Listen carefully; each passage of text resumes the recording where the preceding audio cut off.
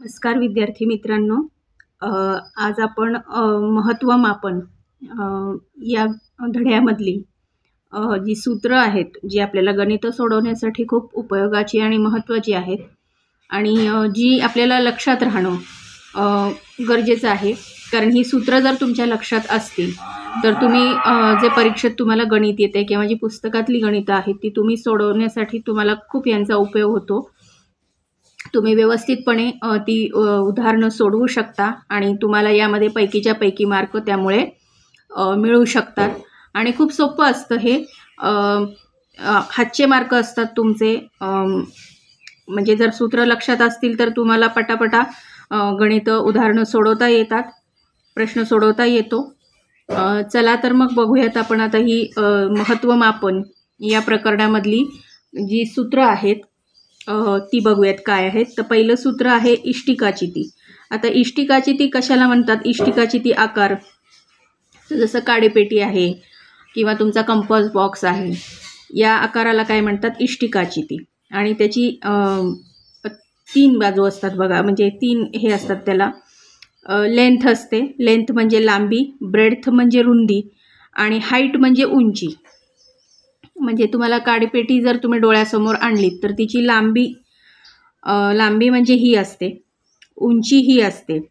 ही जी आहे ती उंची आहे आणि ही जी आहे ती त्याची रुंदी आहे. म्हणजे किती रुंद आहे ती हे त्याच्यावरनं आपल्याला लक्षात येते. ही रुंदी आहे. तर आता या 3 म्हणजे लांबी, रुंदी, उंची यांचा वापर करून आपली सूत्र कशी तयार होतात ती बघूयात आता. तर पहिलं सूत्र आहे उभ्या पृष्ठांचे पृष्ठफळ. म्हणजे उभी पृष्ठ जी आहेत ही अशी, तर त्यांची पृष्ठफळ बघायचं आहे तर ती आहे 2h. म्हणजे 2 म्हणजे 2 हाईट आणि लांबी अधिक रुंदी कंसात. म्हणजे उभ्या पृष्ठांचे पृष्ठफळ काय झालं? 2h कंसात लांबी अधिक रुंदी. म्हणजे लांबी अधिक रुंदीची बेरीज करायची आणि त्याला 2 उंचीनी गुणायचं. हे झालं पहिलं सूत्र. दुसरं सूत्र आहे एकूण पृष्ठफळ. म्हणजे आता बघा 6 बाजू येतात. लांबीच्या 2 येतात, रुंदीच्या 2 येतात आणि उंचीच्या 2 येतात. मग ह्यांचे कसं करायचं? 2 बरोबर 2 गुणिले लांबी गुणिले रुंदी, म्हणजे ही लांबी गुणिले रुंदी अधिक रुंदी गुणिले उंची, म्हणजे LB अधिक BH अधिक HL म्हणजे ही हाईट गुणिले लांबी. म्हणून याचं सूत्र काय येतं? 2 कंसात LB अधिक BH अधिक HL. हे झालं दुसरं सूत्र. आता तिसरं सूत्र बघा, इष्टिकाची तिचे घनफळ. घनफळ म्हणजे त्याचं आपल्याला पूर्ण ती किती आहे तिचं माप, लांबी गुणिले रुंदी तिची किती आहे, सगळी उंची वगैरे ते काढायचे. म्हणून LBH इष्टिकाची तिचे घनफळ म्हणजे लांबी गुणिले रुंदी गुणिले उंची. तर अशा प्रकारे ही 3 सूत्र आहेत इष्टिकाची तिचं माप काढण्यासाठी. आता पुढचं सूत्र बघूयात. हे बघा, ही पुढची आकृती आहे घनाची. घन म्हणजे एक ठोकळा, जो तुमचा डायस असतो की नाही, तुम्ही डायस वापरता सापशिडीत किंवा दुसरे कुठले अन्य गेम असतात त्याच्यात तो डायस असतो बघा, तो छोटा. तर त्याला किती 6 बाजू असतात त्या डायसला. मग त्याचे आता कसं आपल्याला जर त्याचं काढायचं असेल पृष्ठफळ, घनफळ, तर त्याच्यासाठी काय सूत्र आहेत? तर घनाचे उभे पृष्ठफळ म्हणजे 4L. L म्हणजे लांबी, Lचा वर्ग. म्हणजे 4 बाजू असतात. 4 बाजू म्हणजे थोडक्यात ही बाजू, ही बाजू, ही बाजू आणि मागची बाजू जी आहे. तर उभं पृष्ठफळ काढायचं आहे आपल्याला, म्हणून 4Lचा वर्ग. घनाचे एकूण पृष्ठफळ म्हणजे 6 गुणिले Lचा वर्ग. L म्हणजे लांबी ही असते. मग 6 म्हणजे ह्या घनाला 6 बाजू असतात, म्हणून 6 गुणिले लांबीचा वर्ग.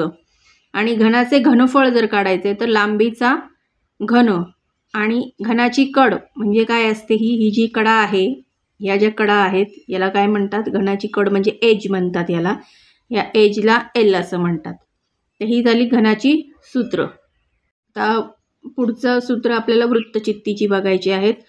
तर वृत्तचित्ती म्हणजे काय असते? तर नळी, थोडक्यामध्ये एखादा पाईप लक्षात येते का तुमच्या? पाईप म्हणजे बघा, हे असा गोल असा असतो आणि ह्याला एक गोल असं जे त्याचं आहे की नाही 2 बाजू, असा पाईप म्हणजे थोडक्यात वृत्तचित्ती किंवा तुमचा रोड रोलरचं पुढचं जे असतं की नाही, ते ज्याने जमीन सपाट केल्या जाते, ते हे आकाराचं असतं. तर त्याला काय म्हणतात? वृत्तचित्ती आकार म्हणतात.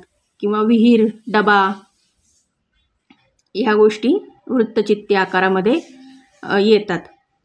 त्याची ही उदाहरणं आहेत. तर आता त्याचं आपण बघूयात सूत्र काय आहेत. त्याचं वृत्तचित्तीचे वक्र पृष्ठफळ म्हणजे 2πr/h. r म्हणजे त्रिज्या, h म्हणजे उंची आणि 2π. आता पायचं सूत्र तुम्हाला सगळ्यांना माहिती आहे, 22/7 किंवा 3.14. आता वृत्तचित्तीचे एकूण पृष्ठफळ माहिती आहे काय आहे? 2πr कंसात r अधिक h. आणि वृत्तचित्तीचे घनफळ म्हणजे πr² h आणि r म्हणजे त्रिज्या, h म्हणजे उंची. तर अशा प्रकारे हे झाली वृत्तचित्तीची सूत्र. आपण पुढचं बघूयात बघा, शंकू. आता शंकू म्हणजे काय? एखादा तंबू असतो बघा, टेंट, तर तो ह्याच आकाराचा असतो असा. किंवा तुमचे टोपी वगैरे असतात बघा, त्या बर्थडेसाठी वगैरे वापरतात, त्या टोप्या याच आकाराच्या असतात. जोकरची टोपी याच आकाराची असते. त्याला काय म्हणतात? त्याच्या आकाराला नाव काय आहे? शंकू. तर त्याच्या आता आपण ह्या सूत्र काय आहेत ती बघूयात. तर शंकूची तिरकस उंची म्हणजे L येते. ही तिरकस उंची म्हणतात ह्याला, म्हणजे तिरकी आहे की नाही. आपण शिडी कशी लावतो एखाद्या भिंतीला उभी करून, तर ती उंची काय असते? तिरकस उंची म्हणतात तिला. मग तिरकस उंची बरोबर, तिरकस उंची म्हणजे L बरोबर वर्गमुळात h² अधिक r². h म्हणजे उंची, हे तुम्हाला माहीत आहे, आणि r म्हणजे काय आहे? त्रिज्या, हे पण तुम्हाला माहीत आहे. आता शंकूचे वक्र पृष्ठफळ म्हणजे πrl.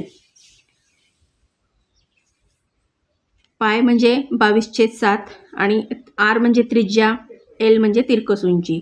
शंकूचे एकूण पृष्ठफळ बरोबर πrl कंसात r अधिक l. आणि शंकूचे घनफळ म्हणजे, घनफळाचं सूत्र आहे 1/3 गुणिले πr² h. आता इथे Lचा वर्ग अधिक h² अधिक r², म्हणजे